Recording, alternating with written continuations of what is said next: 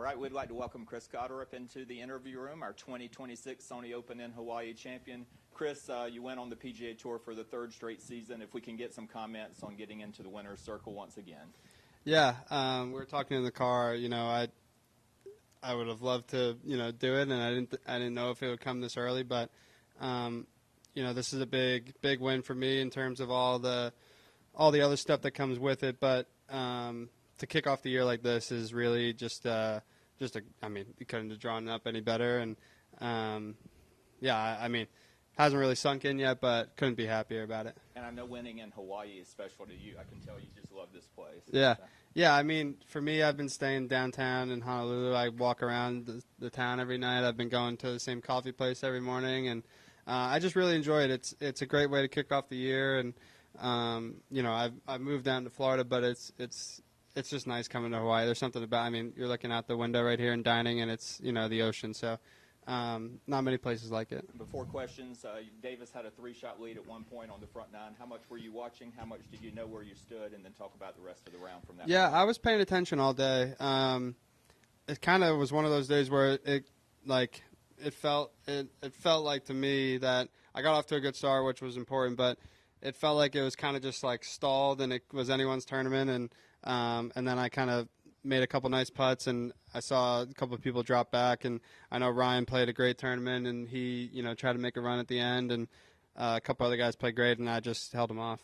All right, we'll open it up. We'll start with I'm writing right now. Start with Doug. One of the things you said on Golf Channel when it was over was this kind of feels like home.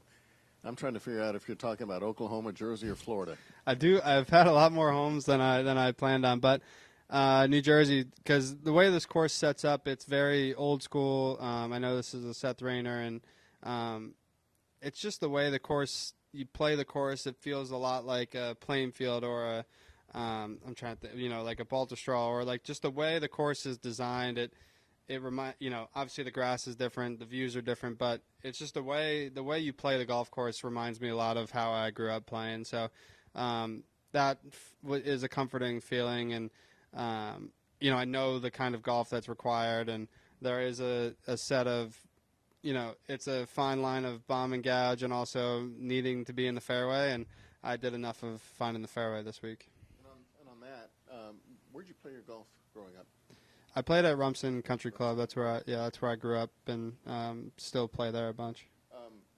When you talk about the ladder, there was a number of holes that really set you apart, 12, 13, 16. I know you didn't birdie it, but some of those tougher holes. Talk about the shots you were hitting and the shapes you were trying to hit. Yeah, 12 all week has been down off the right, which is a great win for me on that hole. I just hit a hard cut off the wind and hopefully find the fairway, and I think I've hit the fairway every day this week. And 13 is a beast of a hole with the wind in off the left, and I just hit one good enough to where it covered the bunker, and I was in that bunker 2-3 times this week, and to be in the fairway and have a 9-iron in on that hole is huge. And I didn't hit the best shots in the world coming in, but I hit where I needed to be in 25 feet, and I happened to make a couple of those, which was a huge momentum swing. All right, let's go to Dave. Congratulations, and I'll ask you later about downtown Honolulu. But anyway, regarding today, on 18,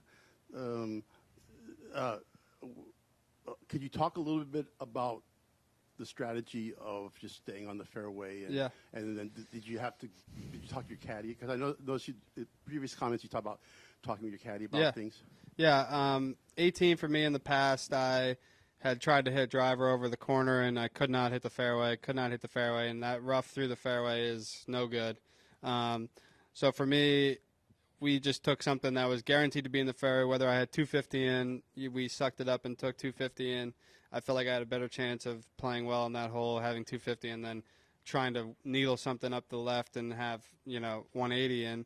And today was I would have gone for it if I needed to make a birdie or whatever, but I just laid up because you can get a nasty lie in the rough, and I'm going to try to minimize any mistake that I can make coming up the stretch. And I knew what Ryan did, and I we just played it smarter today. But the other day I hit 4-iron too and hit 4-iron into the green and got it up and down for birdie. So it was a lot more strategy this year. I feel like I've gotten better at the courses that I've gone to, learning from my mistakes in the past and trying to, mesh playing aggressive and conservative. Having 2 wins under your belt helped you with that, and can you compare how you finished those other games? Yeah, I mean, having a win or 2 under your belt always helps coming down the stretch, knowing that you've done it and that you're able to execute under pressure. And I felt like I did a great job of that today. And I mean, it's more of the, a lot of these tournaments, you just kind of got to hang around as long as you can, hang in the fight. And I felt like I did a great job of that this week. And then, when I got momentum, I kept it and I didn't squander it at any point today. 17 was a big one. Yeah. Really clinched it. What club was that? That was a 9-iron. We kind of hit a similar shot. The pin was back yesterday, and there was a little more wind, so I said I'm just going to hit the same shot I hit yesterday. And, it was a perfect number, and I hit a great shot. And to make the putt on that hole was kind of like it was close enough, and that kind of made it 18 a lot easier and a lot less stressful. But, to get up and hit a shot like that and finish it off with the putts that I made on the back nine was huge. And then when you go back to your rookie season and from Myrtle onto your great British summer, can you speak to the progression you've made? And I guess mostly, have you found either confidence, self-belief, whatever the word is, increasing with each one? How do you measure it? Yeah, I don't know. I really don't know how you measure it, honestly. I think it's one of those things where I've been out here for 3 years now, 2 and change, and I didn't even get in this tournament my rookie year. I was outside the number, and I came here for orientation and flew home.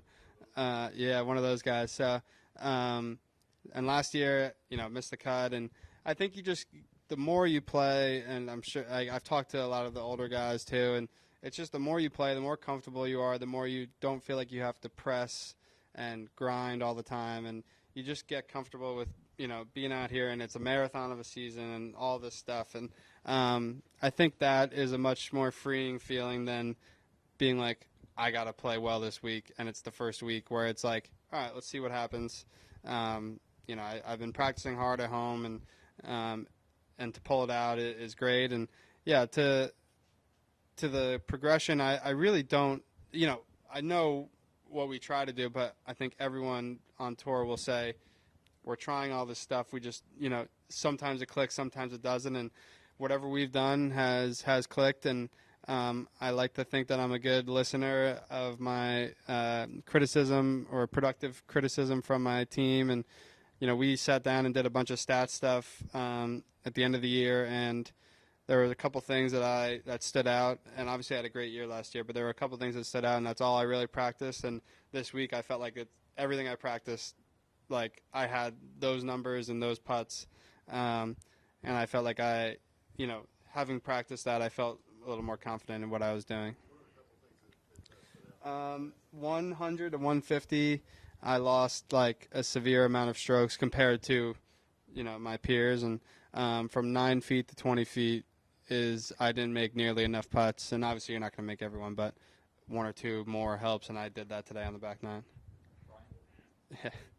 Hey, Chris, congratulations on your win today. Thank you. Prior to coming out here for your rookie season, had you had any experience in Hawaii as recreationally, played around in golf, anything along those lines?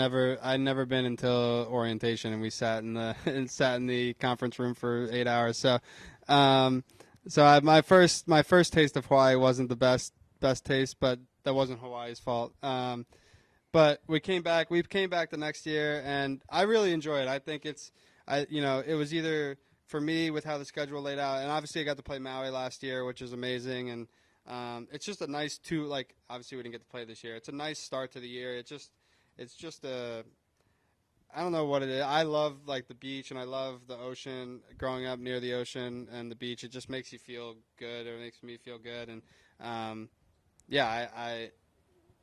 gonna try to enjoy playing by the beach in 75 degrees every day.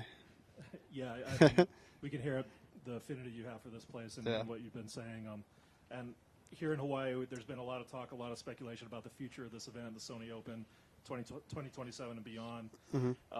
Whether it's back, if you have any thoughts about the future of this event and what happens if you're the last guy to win this thing? Yeah. I wish I had the answer for you. I don't. A lot of us, there's a whole new regime, and they're gonna do what they think's best for the tour, and we have to agree. And not that I don't think it's a bad thing, but to be honest, I'm just spewing nonsense. I really don't know what's gonna happen.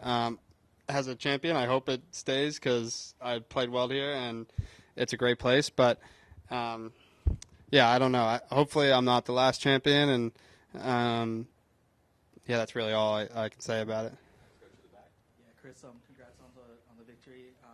Yeah, what does starting out your season out here in Hawaii kind of do for your season as you craft your own schedule and things like that? Yeah, this year I was lucky enough to be in the signature events and all the good stuff, so this is the first time I can actually plan my schedule a little bit. So I wanted to come here and kick the year off right, and it doesn't really change much for me schedule-wise coming up because I'm going to stick to what I was doing beforehand. But, yeah, I wanted to come out here. I think a lot of guys, it was 50-50. Where do I start, Palm Springs or Hawaii? And for me, I love coming out here and obviously love it even more now. Let's go back to Dave. So earlier you're talking a lot in terms of we, and I guess that's you and your caddy and maybe swing coach, etc. But can I get your caddy's name and maybe can you talk a little bit about how long you guys have worked together and how he keeps you? Because you talk a lot about the mental side and like not screwing up or learning from mistakes.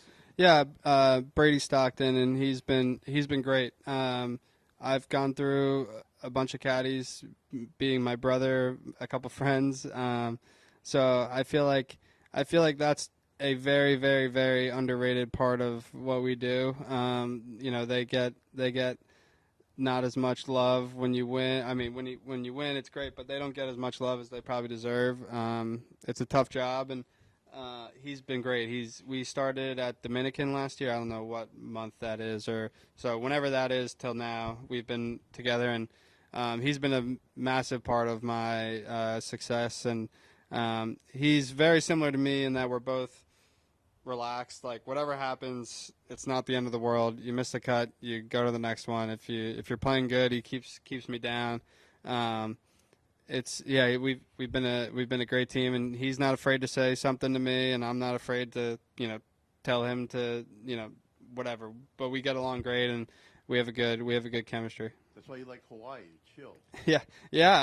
I'm sure that's part of it. So downtown Honolulu, a little more specific about where it is, but that you're staying at, or? I mean, I literally just walked around all week. There was not a whatever. I'm not gonna be able to tell you anything, but wherever I know, like the Westin is the big one. I wasn't staying there, but there's a coffee shop right there that I went to every day. I like just when we're playing tournaments, and this is the first one of the year, but when you're on your 20th tournament in a row, it's nice to get out and like have an escape from golf, and it's easy to do that here and walk around, enjoy the town, and enjoy everything that comes with being in Hawaii. How long is your ride here to here each day? You remember? 15 minutes, yeah, give or take. Yeah. Go back to Doug. Was your dad able to be there at Myrtle or Scott? Yeah, he was there. My brother, my mom, and dad were there for Myrtle Beach, which was cool because that was Mother's Day, and she got to come down. I was playing well, obviously, and they came down for Sunday, and I'm like, everything's going good. Just like stay at home, watch. But I'm happy that they were there to experience that. And then Scottish, no one was there, and they came the next week for the British, which was awesome. And then here he had a work trip in Kona for a couple days, and he was planning on coming Thursday, Friday, and then changed his plans. And so yeah, that was great that he was here. I'm not playing next week. No. And then, were you in signature events last year? No, I don't think I played. I only played Maui. Yeah. I played Memorial in Hartford when I won Myrtle Beach. That's it. Yeah. But last year I think I only played Memorial. Yeah. Thank you. Congratulations, Chris. Thank you. Appreciate your time. Appreciate Best of it. luck the rest of the season. Thank you.